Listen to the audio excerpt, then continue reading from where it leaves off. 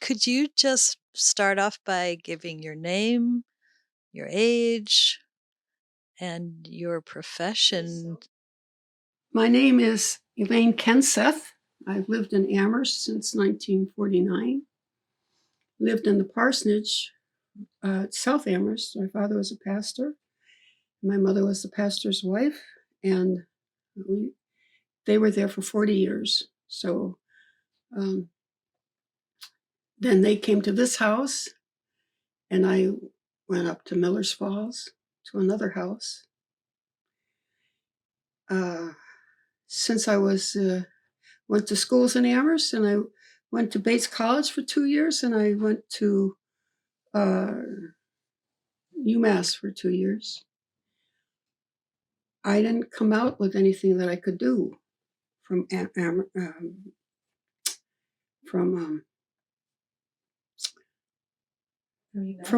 my English department. My English, I just graduated, but so I had to go back and take some classes to get certified as a teacher. And in between that time, I was married, and my husband at the time went to Boston University, and so I got a job as an English teacher at Randolph, Massachusetts. I still find students from that time. And then when the first child came, we went back to UMass, and I was at a head of residence in Orchard Hill. And then I did a group home with my first husband, and eventually our paths went different, and I went to the woods with a tent and my 2 kids. And I had not yet taught since Randolph, so I don't really know what I was. I thought I was a teacher. I can be a teacher. But I always found other things that were just as compelling. When you first heard that your dad's church was going to sponsor a family from Cambodia? That would be probably around 82. Yeah. I had no idea. I didn't go to church that often. So I came, and the person that was Burl Olson, who had been much more faithful in church and also knew what was going on in community, ecumenically. So I just happened to be at the church, and she said, "Well, folks, our family's going to be coming soon, so we need to get everything together. So it's 15 people, so just bring whatever we have, and we'll take care. We'll get them a place." That was my first understanding that there would be. I didn't even know really the word refugee. Mm-hmm. I learned it quick, but a family from where? Oh, from Cambodia. But I remember, the thing I remember is when I was at UMass as a head residence, when the United States, during the war in Vietnam, they bombed Cambodia and just did not help Cambodia at all.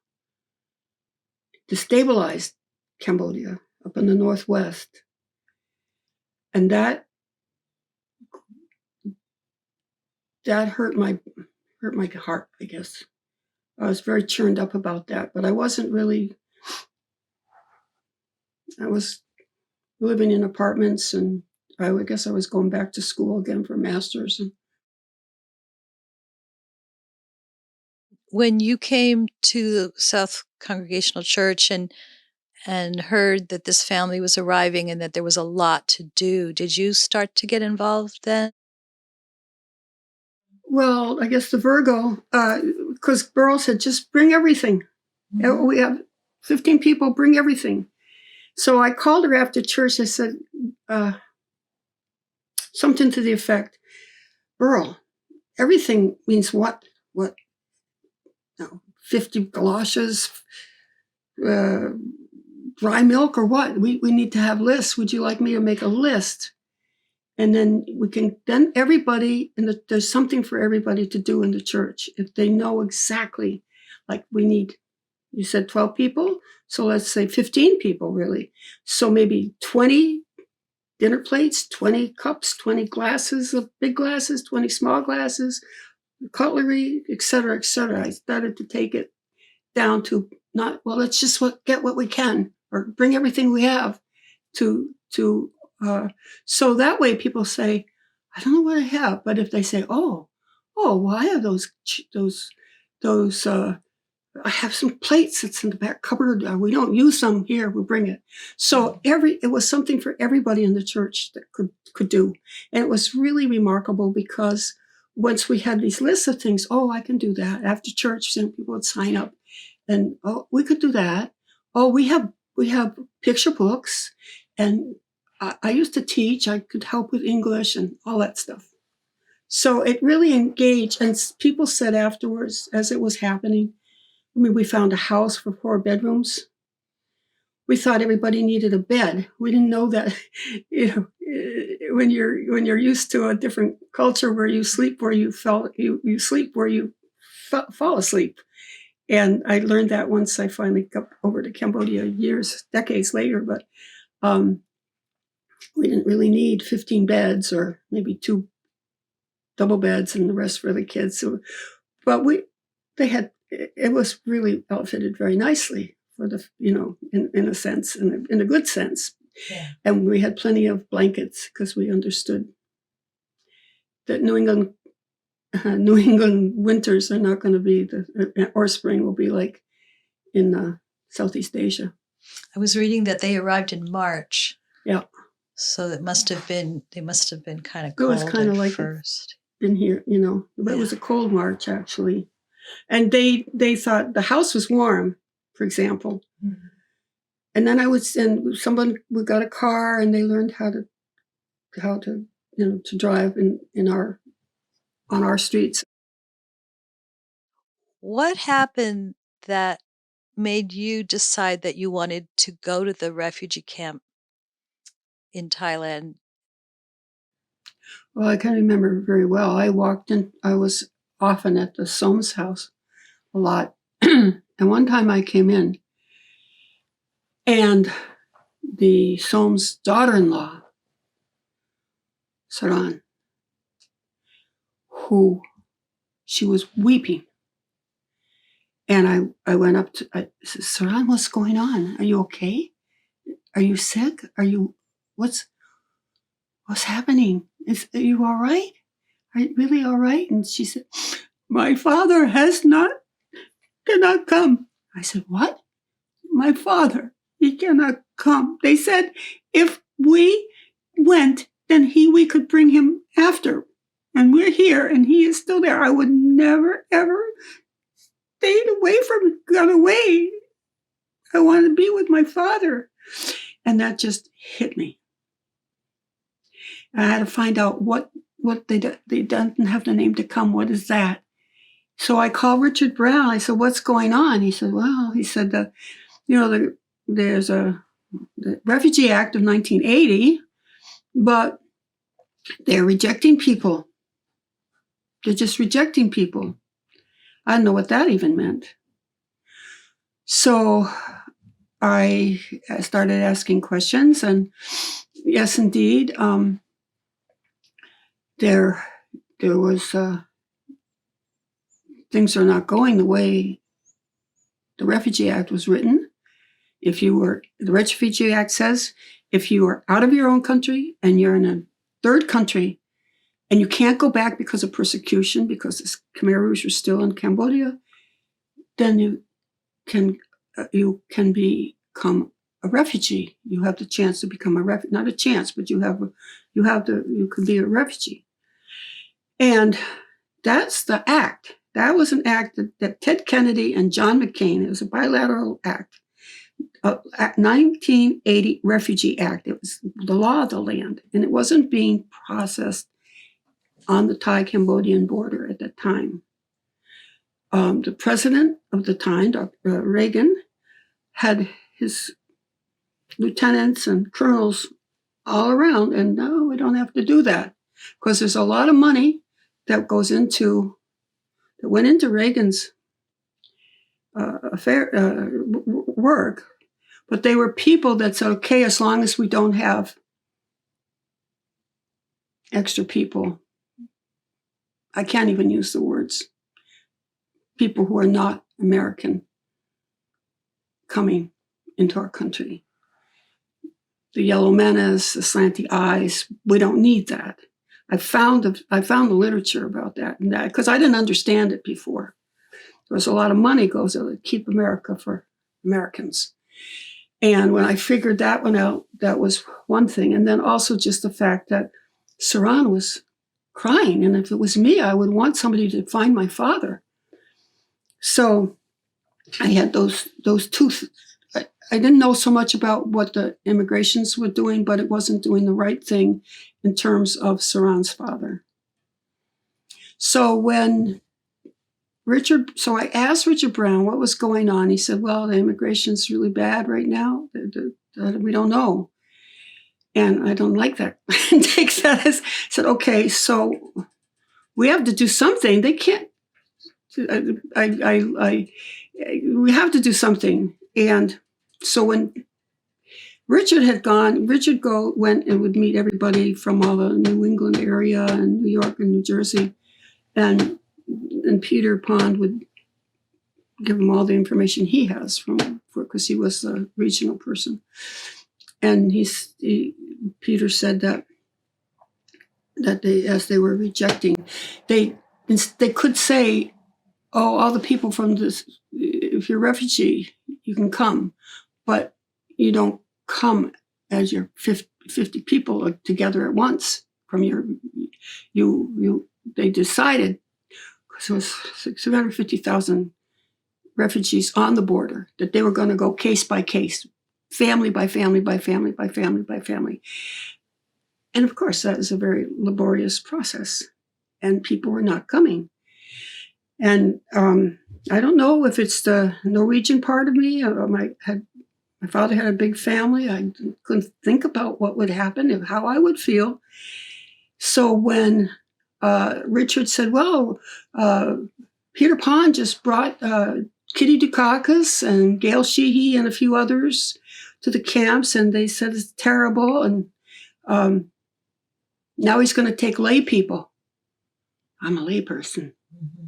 And I just said, I just hit the I'm going to go, just like that. That's the only thing. I didn't think about it. I just said, I'm going to go. But I was agitated about. So I did go. I went because of immigration.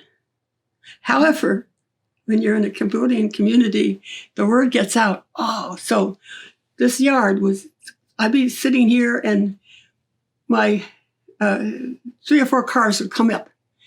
And then I'd say, oh, okay. Hi, come in. We want to talk to you, Elaine. I said, okay. And the next thing you know, they say, you going to Thailand? I said, yes, I'm going because of immigration, yes. You go to Khao-i-dang camp? I said, yeah, because I have to check it out, make sure. I want to know what the people say. Okay. This is my and they all had the family members. If you're there, can you come see them for us? I said, whoa, okay. We can, but I can't just have a name. Let me find out, because we want to make it good. You want them to come, right? They're supposed to come because you're here. Yes, but it's not happening. So it wasn't me going over to find the people to be a good person. It was me annoyed with immigration and human rights. And at the same time, I want the families to feel that they are not forgetting their family. So it took me a number of decades to figure that one out, actually, because we all knew that the families had to do the affidavits. But Elaine, you brought our family. I said, and I let that go for a while. But I said, no, I was over there, and I was happy to meet your family. But you are the ones, and I would tell the families later on, it's your family that. Your aunt, uncle, your brother, sister, your grandma, grandpa, your cousin, that they did that, and that was important. It was important for them to feel that. So when you packed to go to Thailand in '83, what did you take with you? It sounds like you said affidavits. Well, What's an yeah, affidavits are the thing that they use. They're legal size. Did you have several of them? Oh, you can just, get them. Yeah, I got blanks. I took blanks with me, and I took more because Bangkok's a pretty civilized city, so I knew I could get more there, or the embassy could get me more. That was not a problem. But the thing is, when we went to the embassy, first time we did everything to the American embassy, and there was a point where when they knew that I was going up to Khao-i-dang camp and that I was going to be doing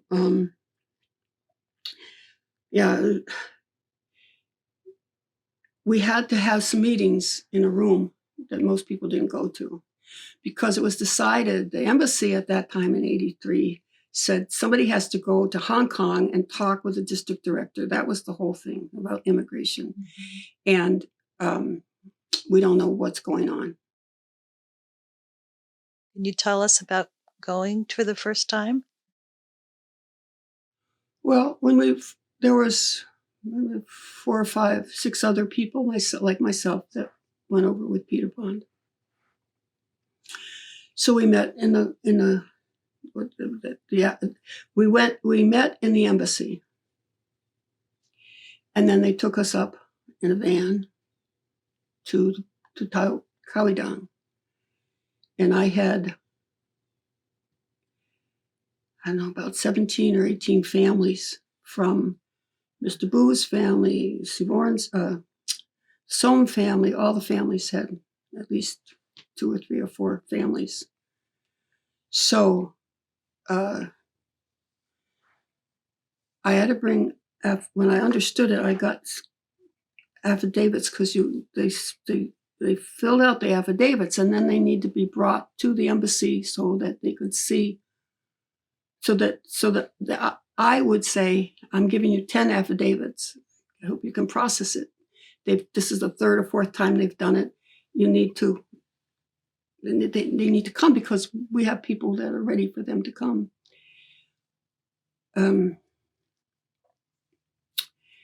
So there was a group of us, and everybody knew we were coming. So we met everybody at the temple. And then the people that I had, the 17 families, there was one man who knew he was supposed to find me. His name is Han Peek. He died 2 years ago, but his family is living in South Amherst now, and his wife anyway. And he was going to be my interpreter. And because of him, I could visit quickly everybody. Not quickly in the sense that he knew exactly where they would be. But we had to leave by 4. I had to leave by 4. And we couldn't get there till 10. And everyone else wanted to go out for lunch, but I just want to go. And I didn't, once I got to Khao-i-dang, I didn't want to get out until it was time. And part of seeing people, I brought things for the families. Is that when you brought cassette tapes? That's when I brought it. I had a cassette. Yeah, I had a what do you call it? Yeah, tape recorder with a cassette recorder. So people had brought their own cassettes. So when I went there, and they had my machine, they could listen. to their relatives who lived in South Amherst, the Soames, and everybody. That was just great. And there was other things that were brought along that only they know about. And it was, we had to be careful. We're not supposed to bring anything in. But I said that because that people could use the cassettes and barter things. There was a very tight situation in the refugee camp. You don't go out at night because there's robbers, and you have to have there are spies on that say if anybody does things the wrong way, they get special food if they report to the Thai. Or on the other hand, you have to have spies in case the robbers are coming, so you can tell the people, watch it, you know. So even though it's so, but because after 5 o'clock, most of the people that do all the programs in the refugee camp, because they had places to live, but then there was also language classes. There's also people doing sewing classes, weaving classes, all the things so people can have something to do. I didn't see, I saw all that, but I was not always, I thought that was great. But I had other things that were in my mind, because if I got to this family and then they said so-and-so is rejected, then our immigration rejected, that was a very serious case. They couldn't move, stay there, but couldn't move and could be sent back. So my head was in that frame of mind, but I had a lot of fun when I would visit people, make sure that this was the right, I had the affidavits, they have the affidavits to make sure it's all right. So that when I brought them into Bangkok to the embassy, I could say, look, I have seen these people, they're ready to go. We have people for them. We would appreciate it if you would get them on the list to be interviewed. That's all I could tell. Do you feel like that trip was successful? Oh, it was, because because part of it was the embassy said somebody has to go to Hong Kong. And there was, say, 5 or 6 of us, but I didn't have a job. We had some ministers that had to be back by Sunday. So little old Elaine says, I could go. Never done that before. And I said, okay. You sure? I said, yeah, because my parents are helping my husband with with the kids, and they're, it's fine. They all think it's great. I hope they did. But anyway. What did you learn about how people were living there? I didn't have anything to compare it to, except prisons here. On the one hand, they were free to move around. There was no Khmer Rouge. But Khao-i-dang there was no water. It all had to be trucked in. So this room would be bigger than a house that 8 people would be in. Food was scarce. Everything had to be brought in, so it was everything in tins or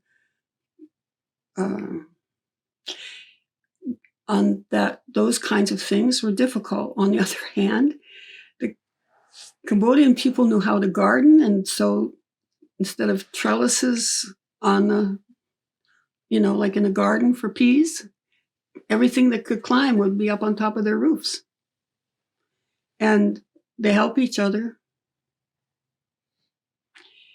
They'd been through an awful lot to even get there. You didn't know if you were going to get to the border, let alone get into Khao-i-dang camp where you could learn English. But you can't learn English if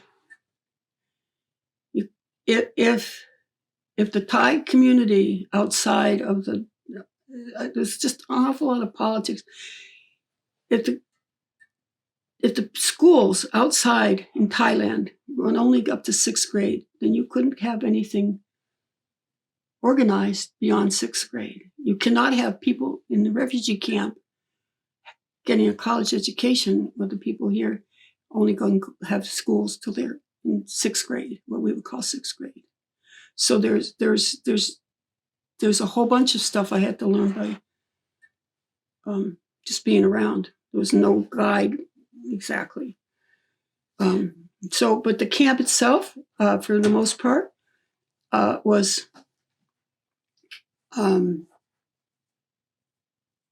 was fine until 5 o'clock, but you never knew what was going to happen at night because the UN people, the UN people would leave. UNHCR would leave at 5.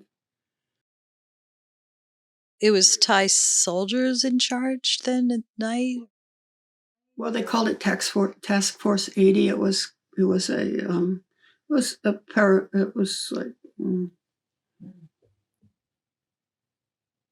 they weren't prison guards, but they were like prison guards. They kept the order. Of course, I'm interested because you made 2 more trips back, right? In 80. I made 3 in 83 and I made 1 in 84.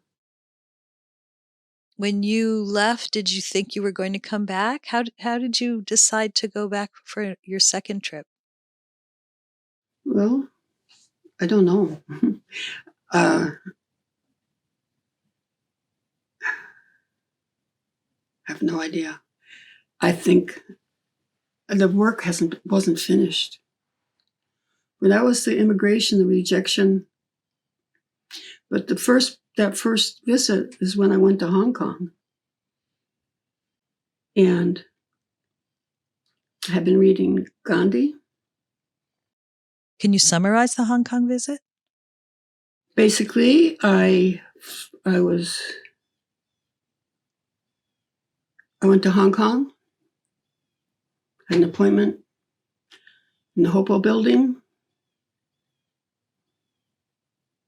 I met with the chief officer of Southeast Asian immigration. He recorded everything that we talked about. It's the same thing written down because I couldn't bring anything in. And I came home. And 3 weeks later, he was returned to America. Why do you think he was called back? He allowed one by one of 350,000 people to be interviewed one by one, family one by one, even though they were there was an act of the land in 1980, Refugee Act, that said what he was doing was not right. A lot of people knew he wasn't doing, but if they worked for the embassy, they weren't going to do anything about it because it's you have to. You don't do that right away. So people who understand what's going on had to interview. So when we talked, he sent a telex, and I sent my report about the same thing. There was a part of that telex, or the part that what he said to me, everybody of concern has got out. All we have left of fishermen, farmers, and peasants, and they can go back. You mean they can be sent back to Cambodia? Mm-hmm. Back to the Khmer Rouge, or the thing, yeah. Those words cost him his job, and I happened to be there. However, we had lunch together. I know I wasn't there to chastise him, but I told him what we were doing and why we were doing it, and about family reunification after everything that happened with the Khmer Rouge. And when we would disagree, I would just say, well, we have to agree to disagree. That's how it is. And I would talk to him that way. So somewhere in this house, there's a letter that he wrote and said, Miss Kenseth Abel was a very, very kindly lady, and she didn't, how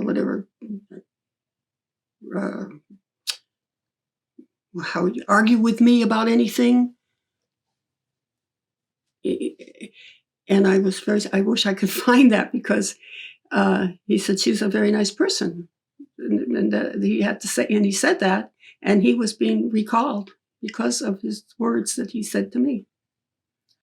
Did his replacement make a difference, do you think?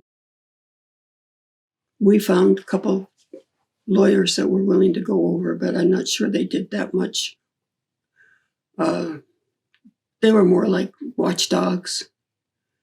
They had never been to Asia before, so they were young men, very, very well trained. They went to all the big schools for their law degrees. All of a sudden, everybody started getting taken care of. Did you form that crisis committee after that trip? That was during that trip because we enjoyed each other's. Not everybody could go. I had nice infrastructure at home between my parents and my husband and the kids working. The older ones could have jobs in the summer when I went. Could you talk a little bit about the crisis committee? Well, there was a crisis for the Cambodian people because they had been rejected after coming out of Cambodia without the ability to go back, without persecution. So things worked for a period of time, and we worked together. We get together maybe in Framingham. Who was on that committee? I'd have to look at a list right now. Dear friends, some of those people were the people that came the first time, but they didn't stay and do anything. They couldn't. So now I was fortunate. And there was a group of us that went together, Cambodian Crisis Committee. And we followed in the steps of Kitty Dukakis, and also early on it was Rosalind Carter. So she had the name Cambodian Crisis Committee. So if you see, we always say Cambodian Crisis Committee 2. That's how we did that, because we didn't want to change that. I wrote her a letter, but I never got one back, but she was busy in those days. Do you want to talk about the second or third trips to Khao-i-dang? The only thing that was changed was I would check in with the embassy. I had a lot of people here that wanted me to go. There were also people there that I couldn't get to the first time. And so the ones that had been rejected, I had a pile for that. I had I would make sure we got all the affidavits. I always got fresh affidavits so that I can go to the embassy and say, these people have people waiting for them. We appreciate it if you could get them in front of get them interviewed.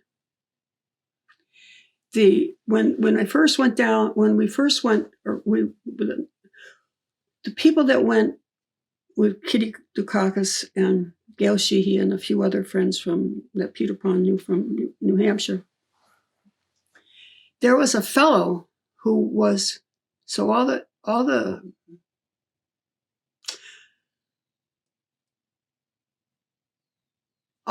people, all the immigration people had come from,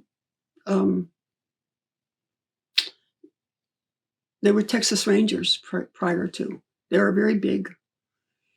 And there was one guy that was just loving it in Southeast Asia, in Thailand. He had just married a 17-year-old girl. He's like probably in his 45 himself. And he had gobs of rings, chokers. He wore a rose pink suit, polyester done for him. And he was the one in charge of immigration. And the way they would do is they'd say, how many rings on my fingers? And tricks like that. Rejected. There's a more litany, but that was pretty harsh.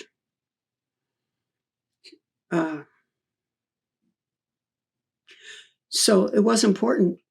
What was important was that Americans could go over there, not American people from the United States, who knew what was going on from the purview of the people that are in Khao-i-dang camp and Penotnicom. And Penotnicom was a transit camp, though, but Khao-i-dang camp. And then also they had all the border. There were camps on the border route. Site 2 was one place.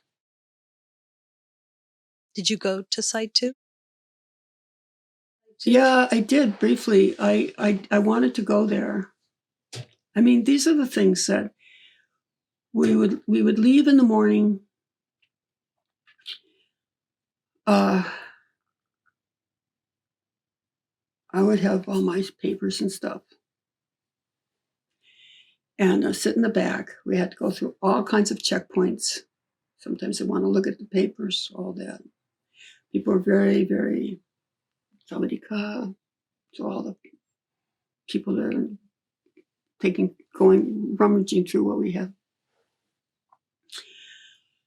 And when we got to Site 2, we had to drive in and stop. And I wasn't doing anything. Someone else had notebooks for teaching. And they quickly came and put it down on a table. I don't know what the Cambodian name for it was. People sleep on it, they eat on it and everything. They put it there, but there was nobody there. And I was just looking around, and then I looked again, and it was gone.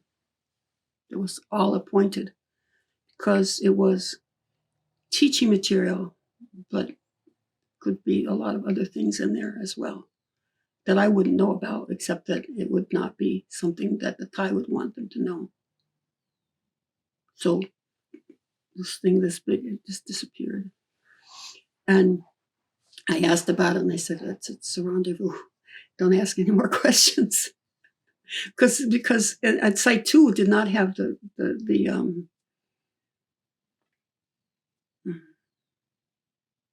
it was a little more wild and woolly than in Khao-i-dang. Khao-i-dang had a lot of things for people to do. Do you remember meeting people that you had met in the camp here in Amherst? Oh, yeah. All the people that were in Khao-i-dang when I was there. Did all of them manage to get here? Actually, the one that I know is the brother of my Cambodian brother, Chum, and they would not bring the United States wouldn't take him, but he's in Australia now. So he's come here. He came here as a surprise. We were in on it, but Chum wasn't in on it. So. Oh, that's Riti's husband. Oh, that was his brother. Did you meet the man who was your interpreter? Huh? Hang Pick? Yeah, he lived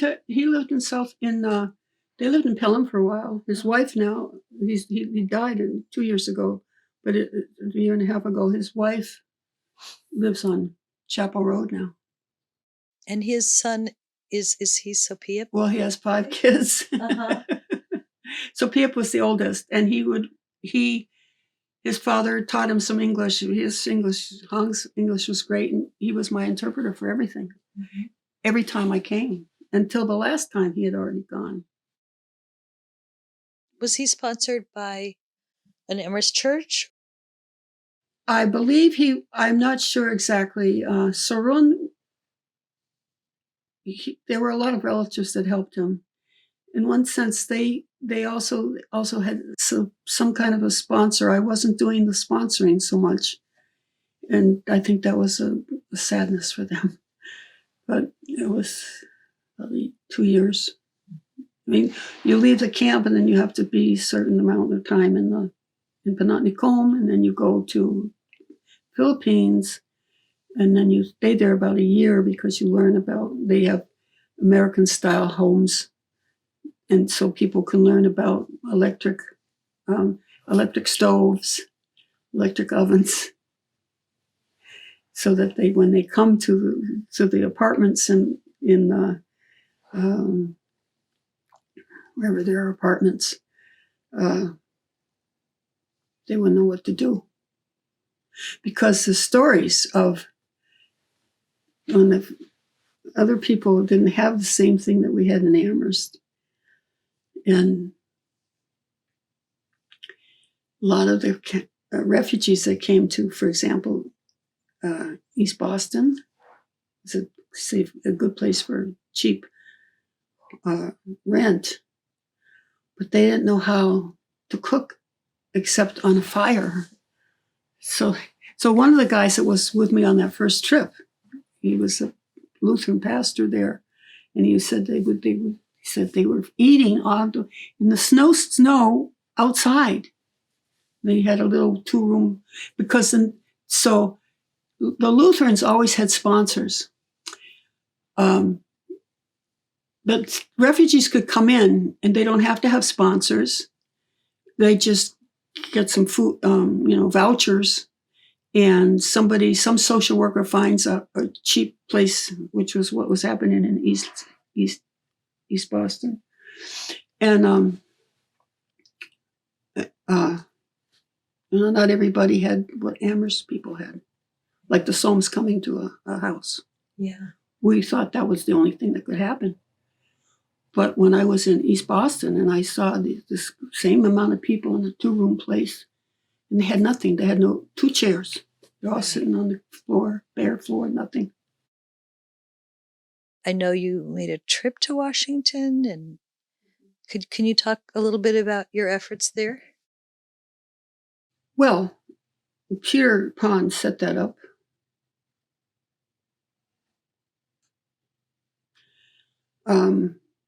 We went to all the, we took turns,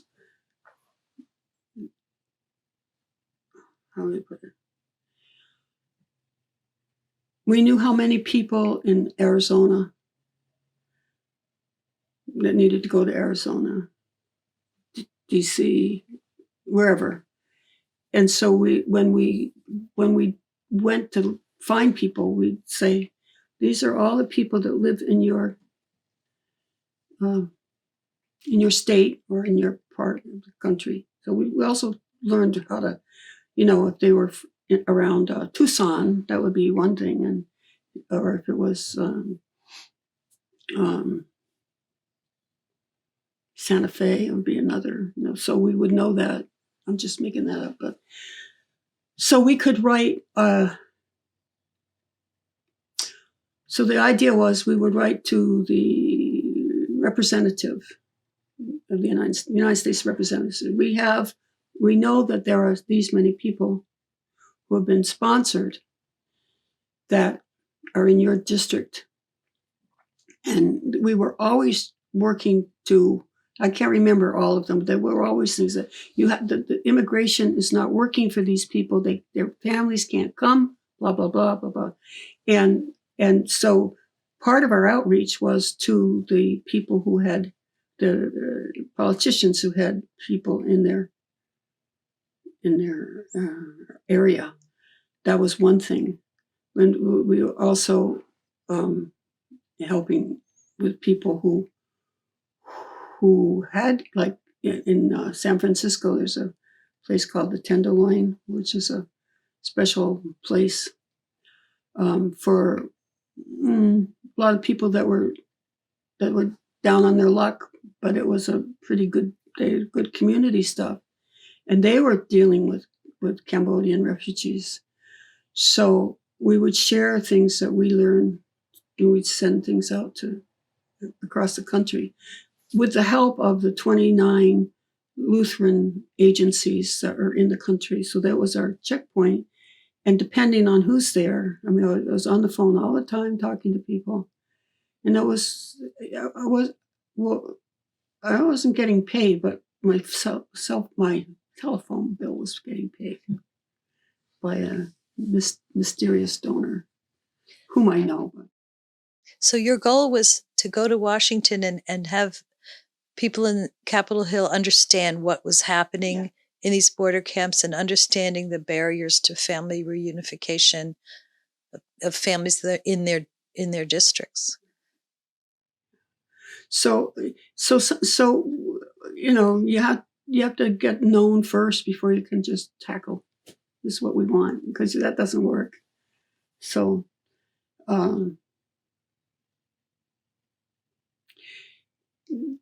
everybody that needed to come, like Silvio Conti, remember him? Mm-hmm. He would write. We'd say we'd say you got to call Conti. If he sends a letter on behalf of your families who want their family to come over, it means a lot if it's from a U.S. representative. It was all those things. And it was kind of like, I don't know, you know, I was not a government. I never studied government or anything like that in college. But it's sort of like, I don't know how we all did that. But when we found that something worked, then we did it. And then when people say they were being rejected, those are the hard ones, but we got them all out. The ones I knew about, and that wasn't everybody, of course. Sokha's wife's brother was rejected originally. He couldn't represent himself because of the post-traumatic stress. You could see in his eyes. It's just, and his sister had to write. So Kane wrote a letter. I think Conti was part of that. I got his papers out. I was curious. And so when you asked me before, I mean, every time I went to Khao-i-dang, I would see the people I knew or had before, but sometimes not because they'd gone. So then you'd see them here. Yeah, or sometimes they didn't get here. They went like Shum's brother went to Australia. Well, it was a very good woman. I knew that she was very helpful. She was from Australia, and she said, "Don't worry, we'll take care of him." There was,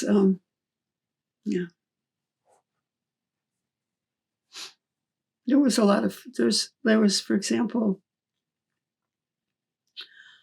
an unaccompanied minor here. Maybe you were around when that happened, and her husband, her fiance, was caught. He couldn't come over, and we did a lot to get him over.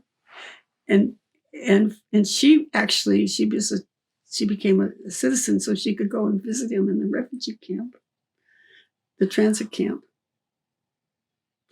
But then they got married. They were A-guards were there.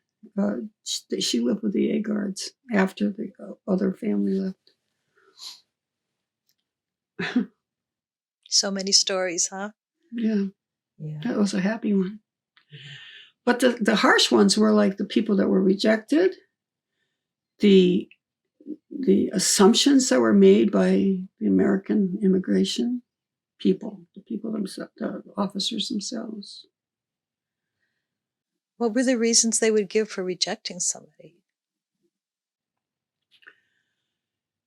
Okay, so there was that we had to find. We always, case by case, we had to find out, what did you tell them? Okay, so Anvuch, whom when I met, thinking I was such a smart ass in the camp, with Han Peek, who was related because they're all Mr. Boo's people. And I said, oh, well, how many children do you have? And he didn't speak English. And Hong said, oh, mother, his wife and children were all killed by the Khmer Rouge. And he has a wife now and only 2 children. Okay. So how are you? And you know Boo Boy? And he said, yes. So he was rejected. So one of the reasons what we realized was, so I said, well, why was he rejected? So I had to find out why we would be rejected. And at a certain point, I was able to call to the embassy in Bangkok and say, look, can you please help me? I don't know why he was rejected. And they would tell me. And in this case, it was that he said, and that was really unique, actually. They found that it was said that he went to the mountains. And that's where the Khmer Rouge went. So I got everybody there. I said, so about the mountains. They said because he went to the mountains, because he was on Butch was on one of those lines where they dig they have to dig their grave, the pit first in the daytime, and then at nighttime they put them together on a string and lead them to the pit, and then they slit them and they fall down, and then sing down. And on Butch was at I think it was Butch. You mean that was during the Khmer Rouge time? Well, yeah. Uh-huh. And so but he was, I think it's on Butch. No, it's not on Butch. Oh, no, I can't remember. But anyway, he was double jointed, and he was at the end. So he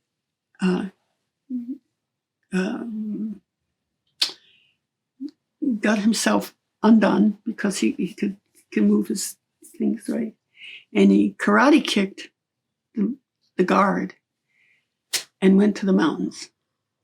And then he came back and he got everybody out to go to the mountains. And I knew that he went to the mountains.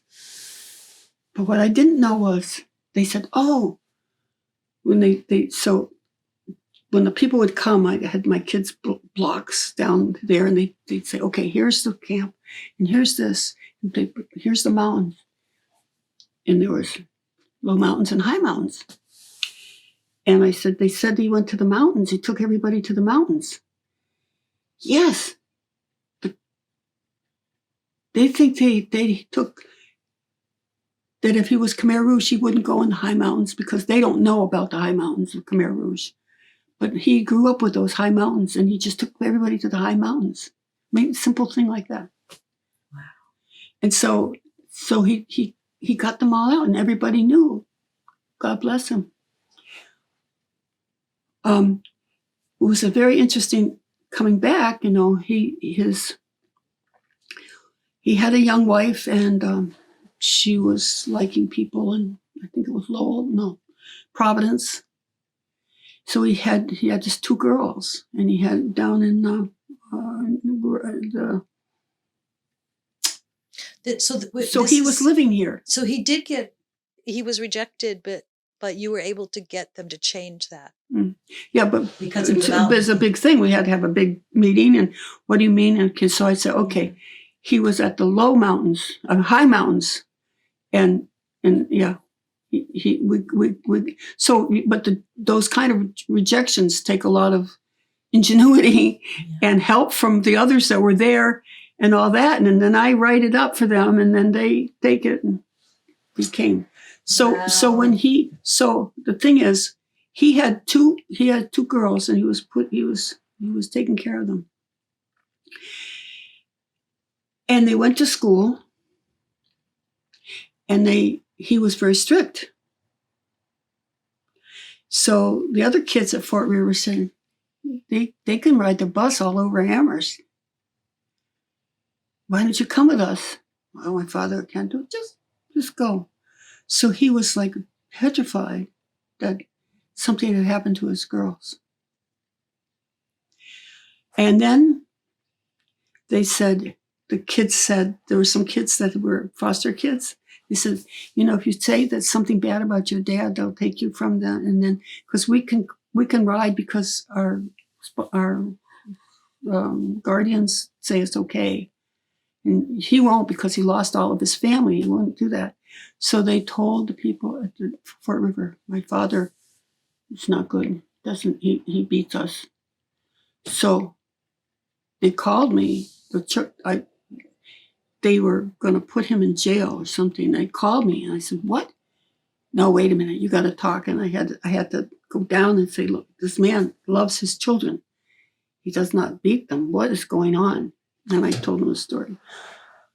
But we had to go to a lawyer, and that's a whole other story. But it's to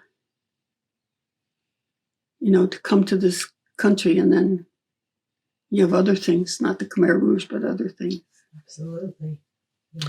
We had to go to talk with a lawyer, I guess, or something. And finally, they said that they asked the children if their father, and they saw the father. Someone had come to the door, and he was ready to. It was a bad person, and the wife that was the dalliance. He was ready to get this guy at the door. I don't know with what, a stick or something, but it hit that woman. And they said, "Oh, he hit our mother." But they didn't know about that story, and everybody else knew. We all knew about that situation, so we had to go and talk about it and be in front of a lawyer. And someone said, anyway, it was made as if he was a really awful person. He was trying to protect his family. And there was the person that was coming into the house was not agreeable.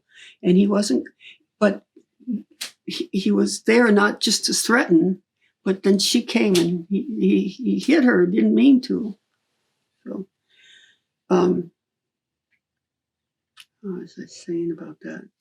Well, it was just, I was following up on, did you see those people that you had seen in Khao-i-dang? And you said that you had, and so your relationships continued with them. Oh, for sure. Sounds like Choman Riti and Sivorn and Mr. Boo's sister and all her kids. And through them, I knew of Yana's brother, Cork, right? Mm-hmm. And you pretty much know everybody, right? Or in the Amherst families? I used to. I don't think I know the third generations so much. But you used to know everybody. It was a special time. It's just a lot of little things that simple things that I had to learn, that they had to learn. But it comes into a big. It's a lot of learning.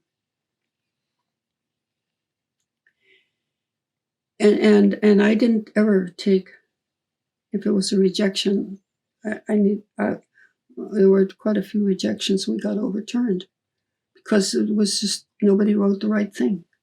Wow. And I didn't have to. I mean, I don't know, there's something in me. I just, the injustice, I think injustice is really upsetting to me. And when they couldn't come, that was not right. That was not injustice. That was not justice. And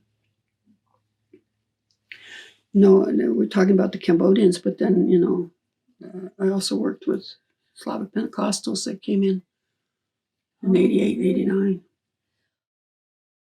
Yeah. So I went to say, but this is the krama. And when I got it on the street, and someone said, "You know what this is for, right?" I said, "Well," said, "you can put your groceries in here, and you can see." I saw pictures of people, with big, and that's how they carry when you're in a refugee camp. And don't have a car, and you're just walking on the street. So you have that. You can get a lot of that in. But then I don't know who it was. It might have been hung.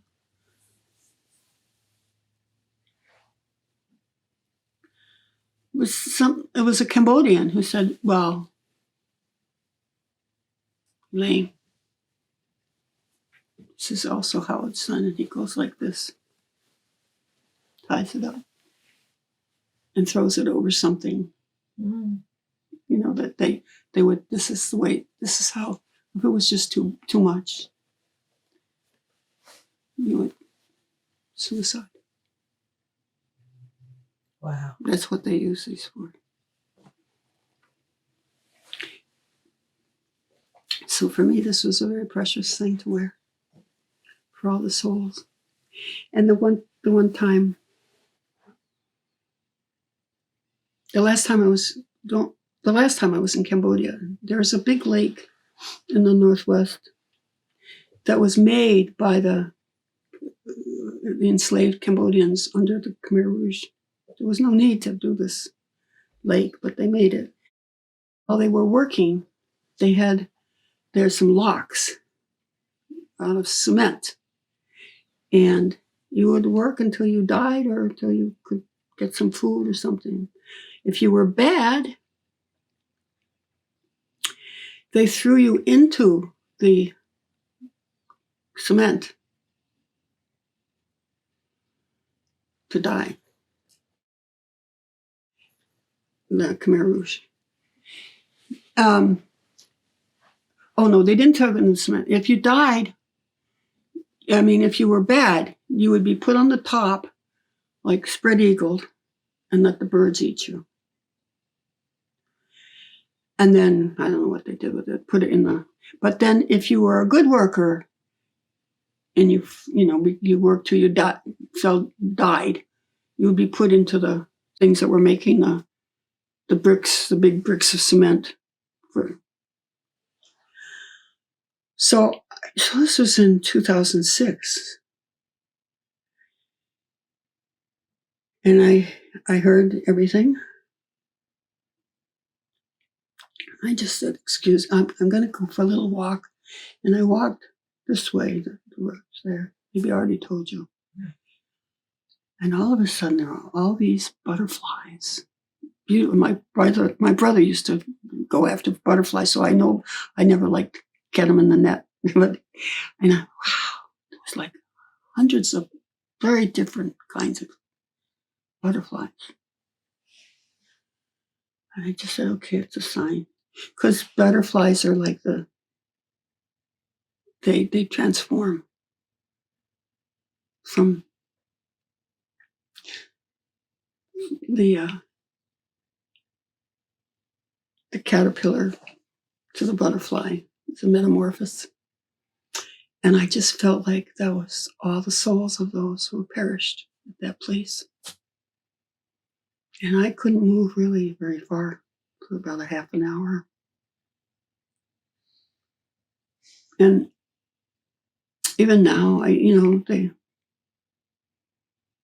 they finally, I think, have decided they're not going to keep the bones in every village. When I was there in 06 and 97 particularly, in every village, there's like a bamboo rattan, like a big basket or with stones, and all the bones of the people that perished in that village in there. And the people I was with said, "Picture, picture, picture." So I'm going, and I had a good camera and I took pictures. And then at one point I was